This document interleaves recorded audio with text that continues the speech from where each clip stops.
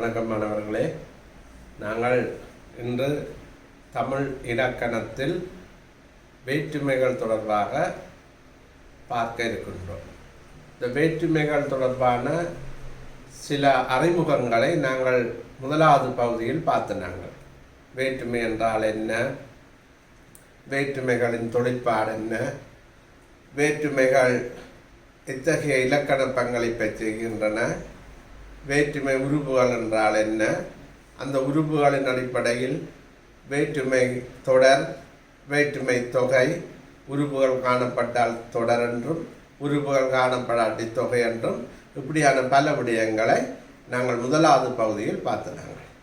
இப்பொழுது நாங்கள் இந்த இரண்டாவது பகுதியில் இந்த வேற்றுமை சம்பந்தமான மேலும் சில விடயங்களை பார்க்க இருக்கிறோம். ஏற்கனவே நாங்கள் முதலாவது பகுதியில் வேற்றுமை உறுப்புகள் என்றால் என்ன என்பதை பார்த்திருக்கிறோம். அதாவது வாக்கியங்களில் காணப்படுகின்ற பெயர் சொற்களின் இலக்கண தொழிற்பாட்டுக்கு உதவுகின்ற இடைச்சொற்கள் வேற்றுமை உறுப்புகள் எனப்படும் என்று பார்த்தனாங்க. ஒவ்வொரு வேற்றுமைக்கும் என்னென்ன சொற்கள் வேற்றுமை உறுப்புகளாக தொழிற்படும் என்று இலக்கண அறிஞர்கள் கூறியிருக்கிறார்கள். எங்களுடைய பழைய இலக்கண நூல்களாகிய தொல்காப்பியம், நன்னூல், ஆர்வனாவலருடைய இலக்கண சுருக்கம், இப்படி பல்வேறு வகையான இலக்கண நூல்களில் இலக்கண உறுப்புகள் தொடர்பாக விளக்கங்கள் கூறப்பட்டிருக்கின்றன. அதன் அடிப்படையில் ஒவ்வொரு இலக்கணத்துக்கும் தனித்தனி உறுப்புகள் இருக்கிறது. அதே நேரத்தில் உறுப்புகள் இல்லாத வேற்றுமைகளும் காணப்படுகின்றன. ஒவ்வொரு வேற்றுமைகளுக்கும் தனித்தனி உறுப்புகள் இருக்கின்றது. உறுப்புகள் இல்லாத வேற்றுமைகளும் காணப்படுகின்றன. முதலாம் வேற்றுமைக்கும் எட்டாம் வேற்றுமைக்கும் வேற்றுமை உறுப்புகள் இல்லை. அதனை நாங்கள் தொடர்ந்து பார்க்க இருக்கிறோம். சரி, இப்போ இன்றைக்கு நாங்கள் இந்த வேற்றுமை உறுப்புகளோடு நெருக்கமாக தொடர்புடைய இன்னொரு விடயத்தையும் பார்த்துவிட்டு நேரடியாக வேற்றுமையின் வகைகளுக்கு செல்லலாம் என்று நினைக்கின்றேன். அதாவது வேற்றுமை உறுப்புகள், அதே போல் நீங்கள் இந்த வேற்றுமையை படிக்கும்போது இன்னொரு விடயத்தையும் அடிக்கடி கேள்விப்படுவீர்கள், அல்லது இன்னொரு விடயத்துக்கு நீங்கள் அடிக்கடி முக்கியத்துவம் கொடுக்க வேண்டி வரும். அது சொல்லுறுப்பு என்று சொல்லப்படும். என்று சொல்லப்படும் பிள்ளையா, சொல்லுறுப்பு என்று சொல்லப்படும்.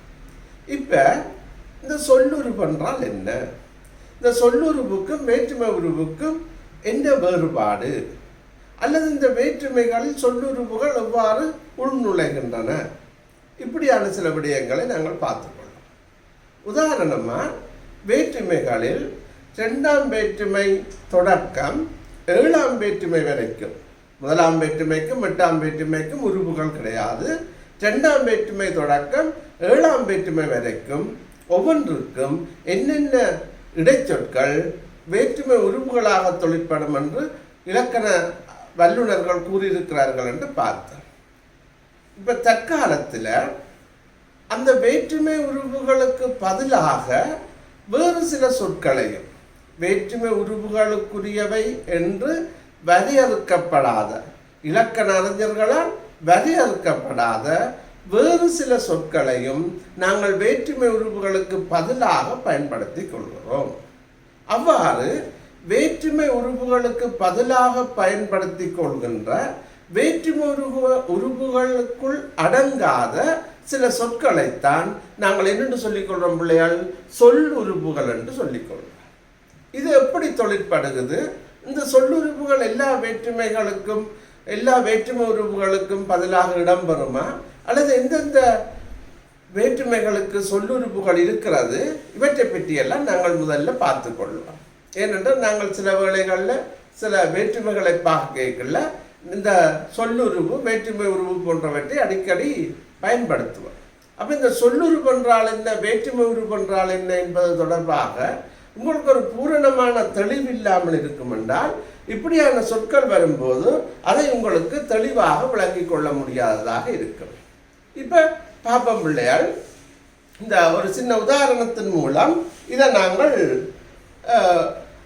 இந்த வேற்றுமை உருவு என்றால் என்ன, சொல்லுறுப்பு என்றால் என்ன என்பதை நாங்கள் விளங்கிக் கொள்ளலாம். இப்போ உதாரணமாக ஒரு உதாரணத்தை பார்ப்போம். வள்ளுவர் எழுத்தாணியால்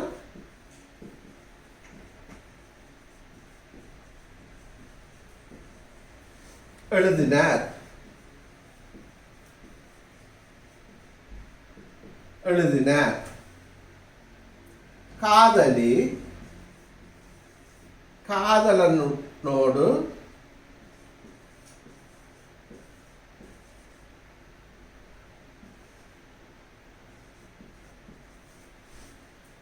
சென்றாள். இந்த ரெண்டு உதாரணங்களையும் எடுத்துக்கொள்வோம். இங்க எழுத்தாணியால் ஆள் என்ற ஒரு சொல்லு காணப்படுது. காதலனோடு ஓடு என்ற ஒரு சொல்லு காணப்படுகிறது. இந்த ஆள் ஓடு ஆகியன மூன்றாம் வேற்றுமைக்குரிய சொல், மூன்றாம் வேற்றுமைக்குரிய உருவுகள். ஆள், ஆள், ஒடு, ஓடு, ஆளான், ஒடு, ஓடு ஆகியவை மூன்றாம் வேற்றுமைக்குரிய உருவுகள். அதுல இது ஆள் என்ற உருவு இங்க இடம் பெற்றிருக்குது, ஓடு என்ற உருவு இங்க இடம் பெற்றிருக்கு.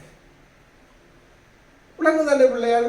இப்ப இந்த உதாரணங்கள்ல எப்படி நாங்கள் சொல்லுறுப்புகளை பயன்படுத்தலாம் என்றதை பற்றி நாங்கள் ஒருக்கா பார்த்துக் கொள்வோம். எப்படி சொல்லுறுப்புகளை பயன்படுத்தலாம் என்றதை பார்த்துக்கொள்வோம். இப்ப இத வள்ளுவர்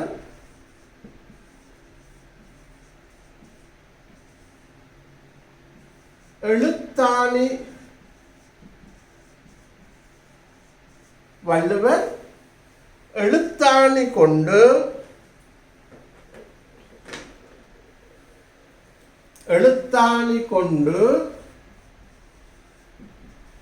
எழுதினார். அடுத்து இங்க பார்த்தீங்கன்னா காதலி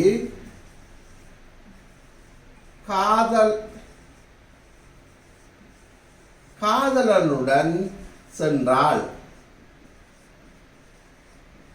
காதலனுடன் சென்றாள். இப்ப பாருங்க பிள்ளையார், இங்க ஆள் என்ற வேற்றுமை உருவுக்கு பதிலாக கொண்டு என்ற சொல்லை பாவிக்கின்றோம். அதே போல இங்க ஓடு என்ற வேற்றுமை உருவுக்கு பதிலாக உடன் என்ற சொல்லை பாவிக்கின்றோம். அப்படி பாவித்தாலும் இந்த ரெண்டு வாக்கியங்களுக்கும் இடையில பொருள் வேறுபாடு கிடையாது. எழுத்தாணியால் எழுதின, எழுத்தாணி கொண்டு எழுதின, ரெண்டும் ஒரே கருத்து தான். ஆனால் இங்கு ஆள் என்ற வேற்றுமை உருவை பயன்படுத்துகிறோம். இங்கு ஆள் என்ற வேற்றுமை உருவுக்கு பதிலாக கொண்டு என்ற சொல்லை பயன்படுத்துகிறோம். இங்கு ஓடு என்ற வேற்றுமை உருவை பயன்படுத்துகின்றோம். இங்கு ஓடு என்பதற்கு பதிலாக உடன் என்ற சொல்லை பயன்படுத்துகிறோம். ஆகவே ஒரு வேற்றுமைக்குரிய அதே கருத்தை வெளிப்படுத்தக்கூடிய ஆனால் வேற்றுமை உருவு இல்லாத ஏனைய சொற்களைத்தான் நாங்கள் சொல்லிக் கொள்ளுவோம். என்னென்று? சொல் உருவுகள் என்று சொல்லிக் கொள்வோம். என்னென்று சொல்லிக் கொள்வோம் பிள்ளைகள்? சொல் உருவுகள். ஆகவே சொல்லுருவு என்றால் என்னென்றால் வேற்றுமை உருவுகள் என்ற வரையறைக்குள் அடங்காத, வேற்றுமை உருவுகள் என்ற வரையறைக்குள் அடங்காத ஆனால் வேற்றுமை உருவின் தொழிற்பாட்டை ஆற்றுகின்ற சொற்கள் சொல்லுருவுகள் ஆகும். விளங்குதானே பிள்ளையால்? வேற்றுமை உருவுகள் என்ற இலக்கண அறிஞர்களால் கூறப்பட்ட வரையறைக்குள் அடங்காத ஆனால் அதே வேற்றுமை உருவுக்குரிய தொழிற்பாட்டை ஆற்றுகின்ற சொற்கள் சொல்லுருவுகள் எனப்படும். அப்ப இங்க பார்த்தீங்கள் என்றால் ஆளுக்கு பதிலாக கொண்டு என்பதும் ஓடுக்கு பதிலாக உடன் என்பதும் பயன்படுத்தப்பட்டு இருக்கு. ஆகவே இந்த கொண்டு உடன் என்பன சொல்லுருவுகள் ஆகும். விளங்குதானே? மூன்றாம் வேற்றுமையில் பயன்படுத்தக்கூடிய சொல் உருவுகள். மூன்றாம் வேற்றுமைக்குரிய வேற்றுமை உருவுகள் என்ன? ஆள், ஆண், ஒடு, ஓடு. அதே நேரத்தில் இந்த 4 வேற்றுமை உருவுகளும் தவிர்ந்த ஏனைய சில சொற்களை கொன்றும் நாங்கள் ஏனைய சொற்களை பயன்படுத்தியும் நாங்கள் மூன்றாம் வேற்றுமையின் பொருளை பெற்றுக்கொள்ளக்கூடியதாக இருக்கும். அவ்வாறு பயன்படுத்தப்படுகின்ற சொற்களை சொல்லுறுப்புகள் என்று சொல்லிக்கொள்வோம். விளங்குதானே பிள்ளைகள்? அதே போல இன்னொரு உதாரணத்தை பார்ப்போம். உதாரணமாக கூலிக்கு வேலை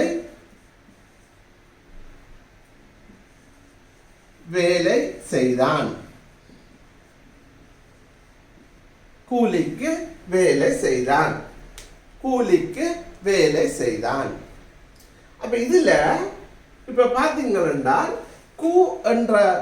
கூ என்பது ஒரு வேற்றுமை உருவாக தொழிற்படுகிறது. கூலி சககு கூலிக்கு, கூலி சகக்கு கூலிக்கு. சரிதானே?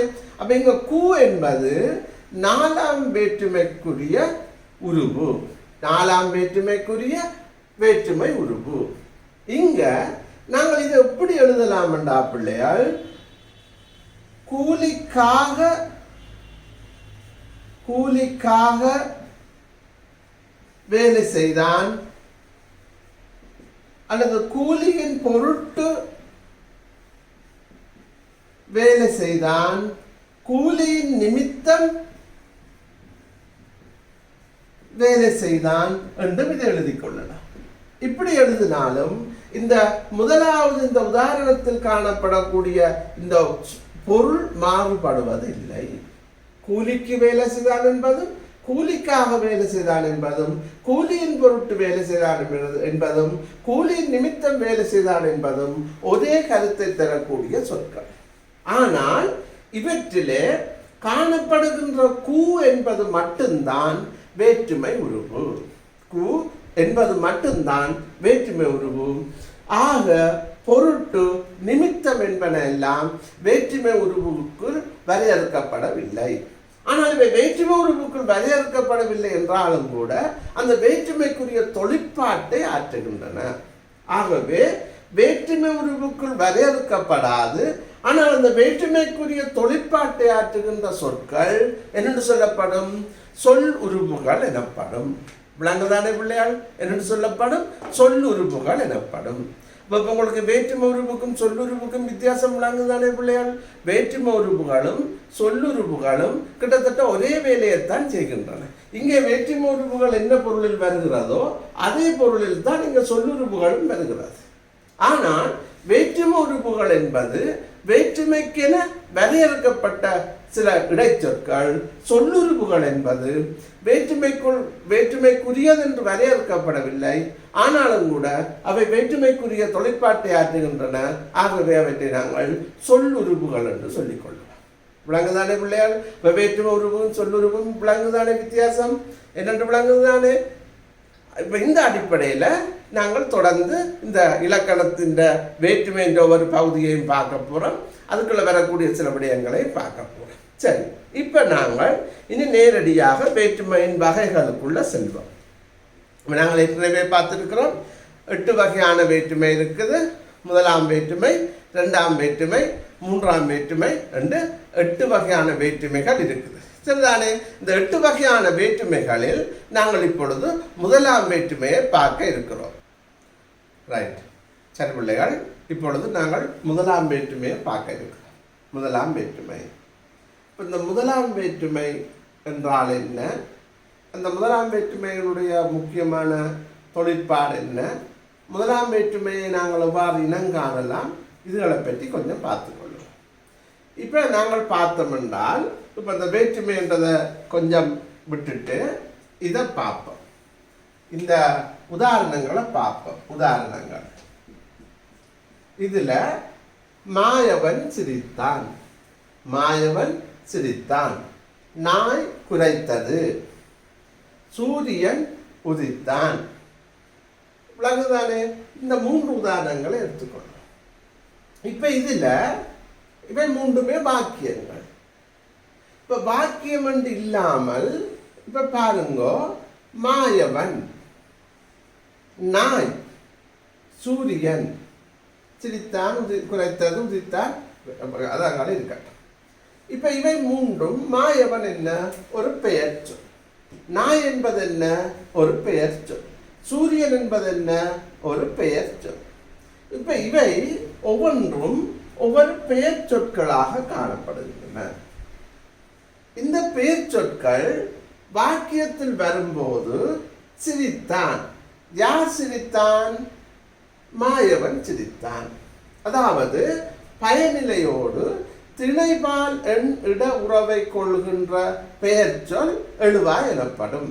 அப்ப சிரித்தான், யார் சிரித்தான்? மாயவன் சிரித்தான். குரைத்தது, எது குரைத்தது? நாய் குரைத்தது. உதித்தான், யார் உதித்தான்? சூரியன் உதித்தான். இப்ப பாருங்க பிள்ளைகள், இந்த தனித்தனியான ஒவ்வொரு பெயர் சொல்லும் வாக்கியத்துல வரைக்குள்ள என்னவா மாறுது? எழுவாயாக மாறுது. வாக்கியத்துல வரைக்கும் என்னவா மாறுது? எழுவாயாக மாறுது. இப்ப மாயவன் தனியா கேட்க பேர் சொல், மாயவன் சிரித்தான் என்று வாக்கியத்துல வரைக்கும் அது எழுவாய். நாய் தனியா கேட்க பேர் சொல், நாய் குறைத்தது என்று வாக்கியத்தில் இடம்பெறும் போது அது எழுவாய். சூரியன் தனியனா இருக்கும் போது பெயர் சொல், சூரியன் உதித்தான் என்று வாக்கியத்தில் இடம்பெறும் போது அது என்னவாக மாறுகிறது? எழுவாயாக மாறுகிறது. இப்ப பாருங்க, ஒரு பெயர் சொல் இங்க வாக்கியத்துல எழுவாயாக மாறி இருக்கு. மாயவன் என்ற பெயர் சொல் எழுவாயாக மாறி இருக்கு. அதே போல நாய், சூரியன் போன்ற பெயர் சொற்களும் எழுவாயாக மாறி இருக்கின்றன. ஆனால் கவனிங்கோ, இதுல சூரியனிலேயோ நாயிலேயோ மாயவனிலேயோ எந்த மாற்றமும் ஏற்படவில்லை. எந்த மாற்றமும் ஏற்படவில்லை. அப்போ ஒரு பெயர் சொல்லொன்று வேற்றுமை உறுப்புகளை ஏற்கவில்லை, அதன் வடிவம் மாறவில்லை, திரிவடையவில்லை. எந்த மாற்றங்களுக்கும் உட்படாமல் ஒரு பெயர் சொல்லு எழுவாயாக மாறி இருக்கிறது. விளங்குதா பிள்ளைகளே? இங்க பெயர் சொல்லு எந்த மாற்றத்திற்கும் உட்படாமல், மாற்றம் என்று சொன்னால் வேற்றுமை உருவை ஏற்கவில்லை, சொல்லுருவை ஏற்கவில்லை, அதன் வடிவம் சிதைவடையவில்லை, எந்த விதமான மாற்றங்களுக்கும் உட்படாமல் எழுவாயாக மாறியுள்ளது.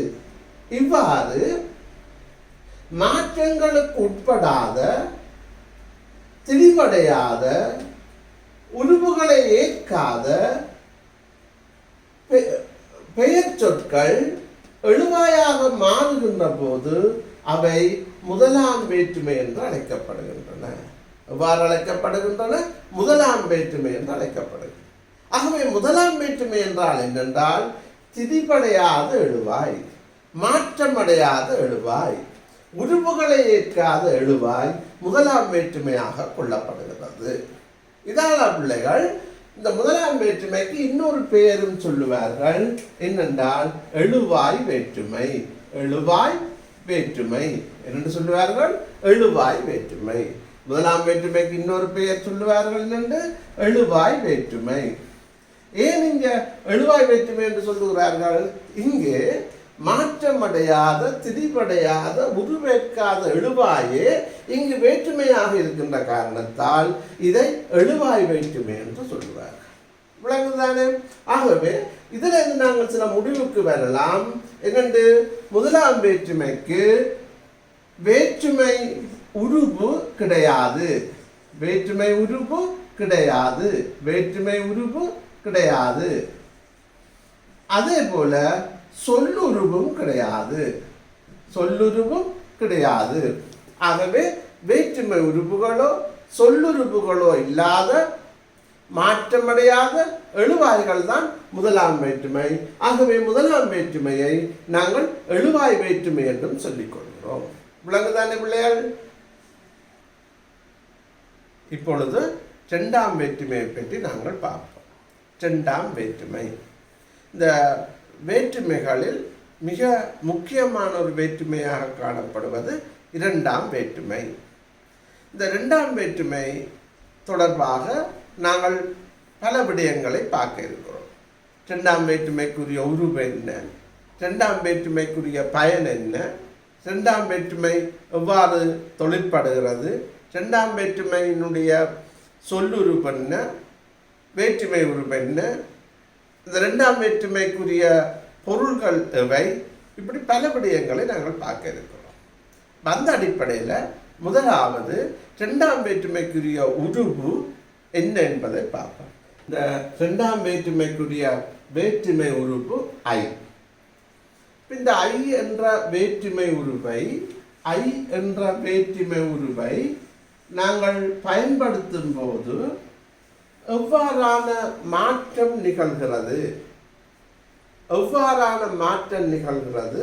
அந்த மாற்றத்தினூடாக அந்த வாக்கியத்தில் எத்தகைய மாற்றம் ஏற்படுகிறது, இவற்றை பற்றியெல்லாம் நாங்கள் பார்க்க இருக்கிறோம்.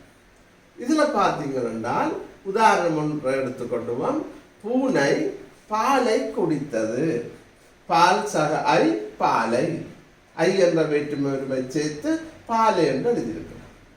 அதே போல காற்று மரத்தை முறித்தது. மரம் சகாய் மரத்தை. விளங்குதானே பிள்ளையாள்?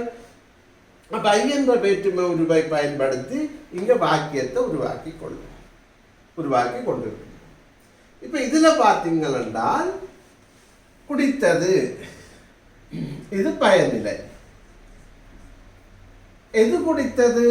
பூனை. பூனை எழுவாய். எதை குடித்தது? பாலை. பாலை என்பது இங்க செயற்படு பொருள் என்று சொல்லப்படும். செயற்படு பொருள் என்று சொல்லப்படும். இதில் பார்த்தீங்கன்னா நாங்கள் விளங்க வேண்டிய முக்கிய அம்சம் என்னென்றால், பூனை என்பதும் பால் என்பதும் காற்று என்பதும் மரம் என்பதும் பெயர்ச்சொற்கள். ஆனால் இந்த பெயர்ச்சொற்களில் இந்த இரண்டாவது பெயர்ச்சொல்லில் ஐ என்ற உருவை சேர்க்கும் போது இது செயற்படு பொருளாக மாறுகிறது.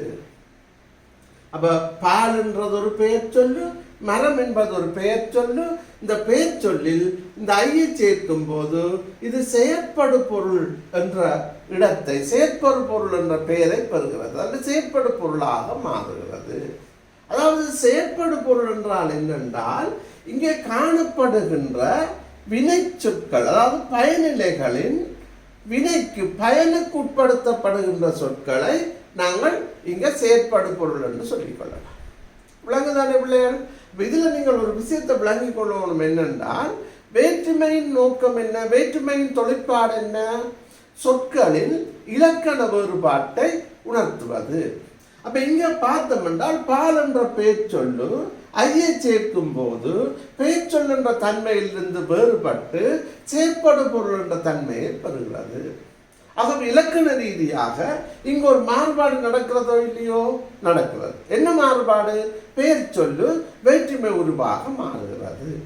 இவ்வாறு ஒரு வாக்கியத்தில் இடம்பெறுகின்ற பெயர் சொல்லொன்றை செயற்படு பொருளாக, பெயர் சொல்லொன்றை செயற்படு பொருளாக மாற்றியமைக்க உதவுகின்ற வேற்றுமை இரண்டாம் வேற்றுமை ஆகும்.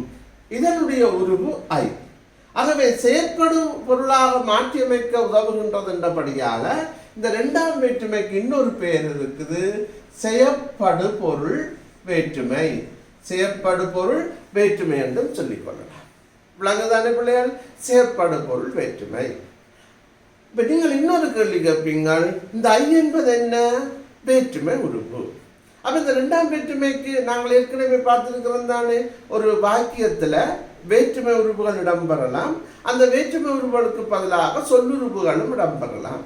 அப்ப இந்த ஐ என்ற வேற்றுமை உறுப்புக்கு பதிலாக சொல்லுறுப்பை பயன்படுத்தலாமா, ஐ என்பதற்கு பதிலாக பயன்படுத்தக்கூடிய சொல்லுறுப்பு என்ன என்று நீங்கள் ஒரு கேள்வியை கேட்கலாம். அப்ப முதல்ல நீங்கள் மனதில் வச்சிருங்க பிள்ளைகள், இரண்டாம் வேற்றுமைக்கு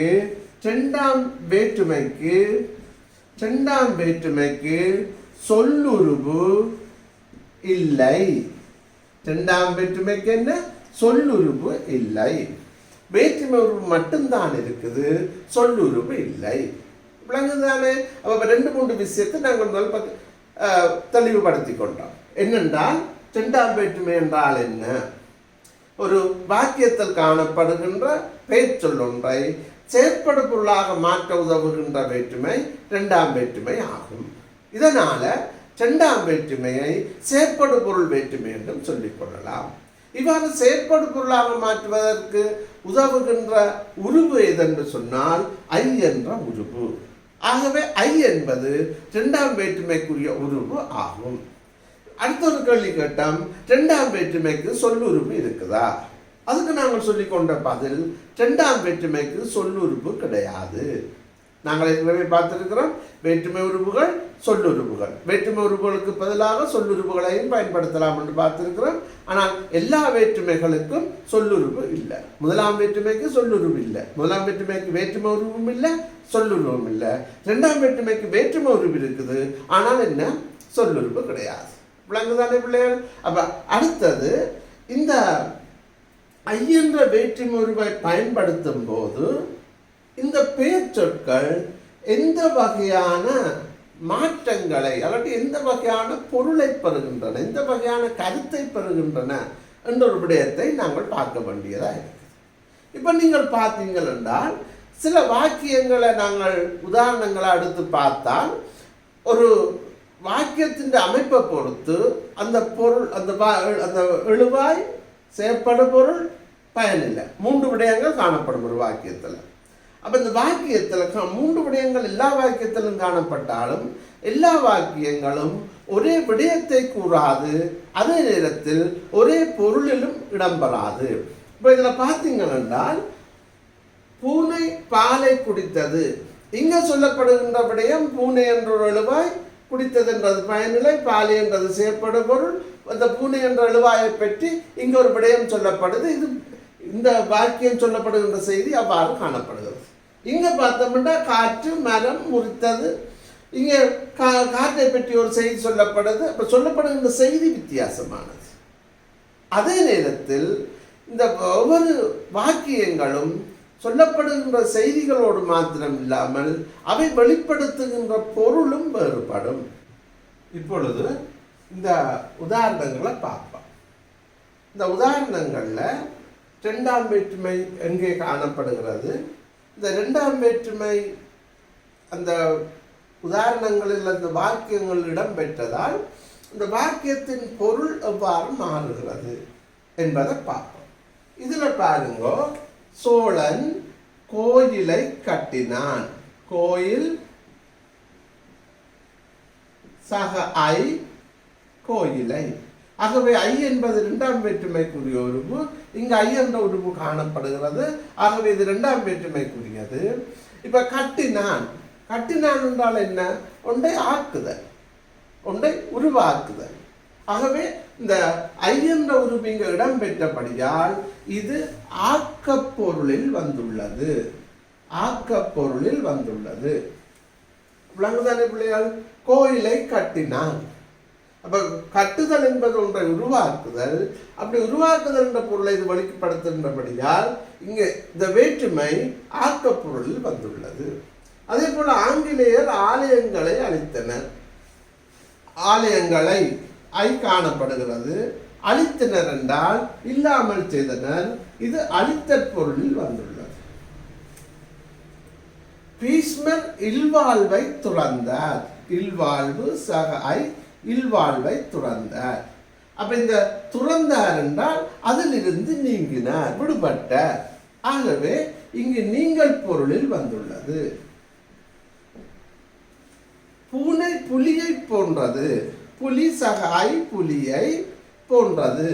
அப்ப பூனை புலியை ஒத்திருக்கின்றது என்பது, ஆகவே ஒத்தல் என்ற பொருளில் வந்தது, போலிருப்பது.